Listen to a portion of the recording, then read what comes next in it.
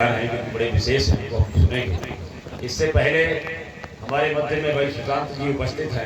मैं उनको आमंत्रित करना चाहता हूं कि हर वृक्ष फलदार नहीं होता, हर स्वप्न साकार नहीं होता। मिलने को दोस्त बहुत मिलते हैं, लेकिन हर दोस्त वफादार नहीं होता। मैं आमंत्रित करना चाहता हूं भाई सुशांत जी के लिए वो आए और अपना काव्य पाठ करें। भाई एक बार जोरदार तालियां सुशांत। बहुत बहुत धन्यवाद आदरणीय दादा। सभी सम्मानित श्रोतागणों को मेरा सादर प्रणाम। सभी मंच के आदरणीय कवियों को मेरा प्रणाम। और जैसा कि मैं तो आप सभी जितने श्रोता उपस्थित हैं, मैं चाहूँगा आप लोग एक बार अपने सम्मान में ताली जरूर अवश्य बजा लें। और अत्यधिक आपका समय नहीं लूँगा, आपके समझ में 2-4 मुक्तक रखूँगा। अगर आपको पसंद आए तो उसके बाद मुझे आदेशित कीजिएगा तो एक गजल सुना दूंगा, अन्यथा 2-4 मुक्तक सुना के अपना स्थान लूँगा। मैं देख पा रहा हूँ कि जैसे कि आज प्रथम नवरात्र भी है और आज हमारे जो हिंदू नववर्ष उसकी शुरुआत भी है और पूज्य माता जी की स्मृति में काव्य पाठ आज का हम लोग कर रहे हैं। तो वहीं से बात प्रारंभ करते हैं। अभी जब हम लोग आए थे तो दादा के घर पे बात हो रही थी, तो दादा ने बातों बातों में बात कह दी कि बड़ी विडंबना से हम लोग गुजर रहे हैं कि घर में ताऊ जी हैं, पिताजी हैं, आदरणीय दादा स्वयं हैं और माता जी घर पे नहीं है। तो क्या दर्द रहा है। मैं वहां से अपनी बात प्रारंभ करता हूँ कि अगर किसी बात से रूठा होता तो वो मना लेती। अगर सच बात कहती हो तो अब तक प्रांगण में कोई भी हाथ खाली ना रहे। दादा का विशेष आशीर्वाद चाहेंगे मंच का। किसी बात से रूठा होता तो मुझको मना लेती, नहीं कुछ घर में होता तो सत्तू सना देती, नहीं कुछ घर में होता तो सत्तू सना देती। और मैं आज भूखे पेट ऐसे सो रहा हूँ, मैं आज भूखे पेट ऐसे सो रहा हूँ, जो घर में माँ होती तो कुछ ना कुछ मेरे खातिर बना देती, तो कुछ ना कुछ मेरे खातिर बना देती। भुलाऊं किस तरह मैं रोज सबके साथ का खाना, रसोई के निकट वो दोपहर का रात का खाना। स्वाद होता था खाने में, वो फीकापन भी मीठा था। रसोई में जब पकता था वो माँ के हाथ का खाना, रसोई में जो पकता था वो माँ के हाथ का खाना। और मैं देख रहा हूँ मेरे समस्त ग्रामवासी उपस्थित, आदरणीय प्रधान जी की उपस्थिति है। और अगर एक मुक्तक में सच बात मैं कह दूं तो जरूर आशीर्वाद दीजिएगा तालियों से मुझे कि जीते हैं लोग जीने में जुनून नहीं है। जीते हैं लोग जीने में जुनून नहीं है। पानी है बह रहा रगों में खून नहीं है।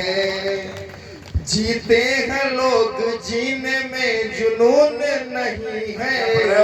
पानी है बह रहा रगों में खून नहीं है। मैंने कमा के देखा है गलियों में शहर की, बढ़ कर के गाँव से कहीं सुकून नहीं, बढ़ कर के गाँव से कहीं सुकून नहीं है। और मेरे दाई और बाई और दोनों और मेरे भाई उपस्थित है। मैं देख रहा था कि जब हम लोग आए थे दोपहर में, तो पूरे प्रांगण की व्यवस्था करने में जो लगे थे हमारे भाई, अगर उनके लिए मैं कुछ ना पढ़ूं, जैसे आजकल एक दौर भी चल रहा है कि न खुशी में न डूबे किसी के गम में मिलोगे, न खुशी में न डूबे किसी के गम में मिलोगे। लड़कों सही चलो, नहीं तो आगे के हम तुम भी ड्रम में।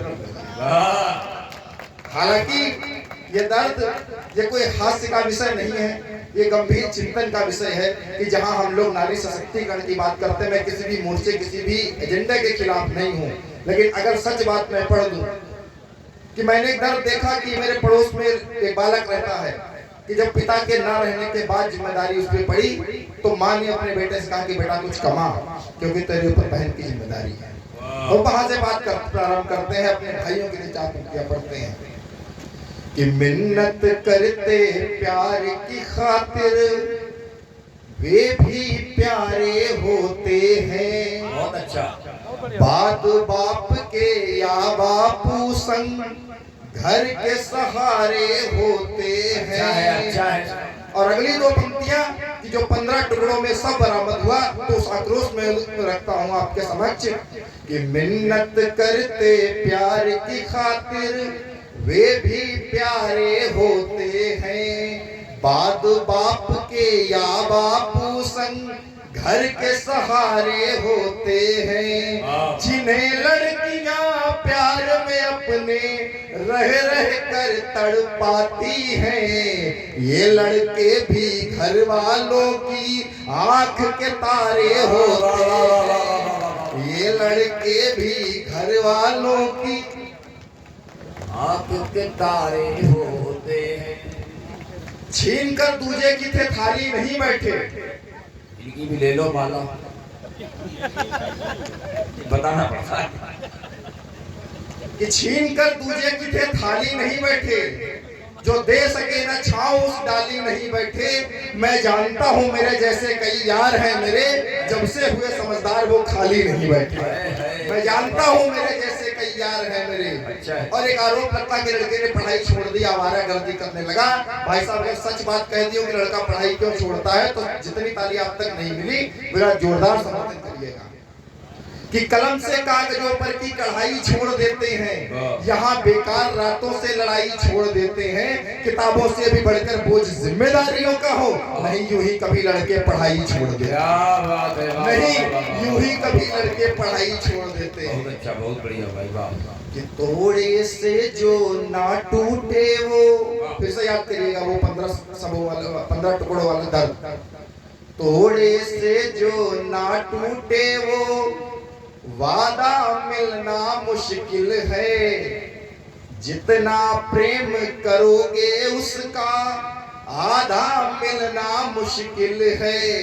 आधा मिलना क्यों? क्योंकि एक बयान बार बार टीवी पे चल रहा था कि उस लड़के के सास ससुर कह रहे थे कि मेरा बेटा, मेरा दामाद मेरे बेटे के जैसा था, कि ये मेरी बेटी मेरी कुछ नहीं लगती है। कि तोड़े से जो ना टूटे वो वादा मिलना मुश्किल है, जितना प्रेम करोगे उसका आधा मिलना मुश्किल है। लाख गोपियां हो करके जो राधा को ही प्रेम करे, ऐसे कान्हा अब भी है पर राधा मिलना मुश्किल है। ऐसे कान्हा अब भी है पर राधा मिलना मुश्किल है। और मैं देख रहा हूँ कि आदरणीय प्रधान जी की उपस्थिति है और दादा ने बड़ी मेहनत से शाम सजाई है। और एक अंतिम मुक्तक पढ़ के अपना स्थान लेता हूँ कि जो तेरे नाम से रोशन हो वो भी शाम आएगी, सभी के होठों पर एक दिन तेरा ही नाम लाएगी। पर ऐसा हो ना जो कि अगर सपने अधूरे हो, तेरी रातों की मेहनत है कभी तो काम आएगी, तेरी रातों की मेहनत है कभी तो काम आएगी। बहुत बहुत धन्यवाद।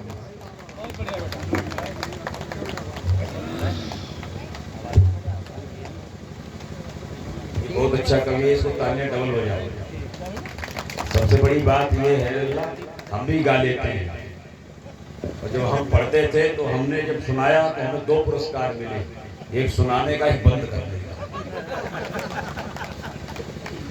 और सबसे बड़ी बात यह है कि हम गा नहीं पाते, फिर भी हम गा नहीं रहे, ये बड़ी बात है।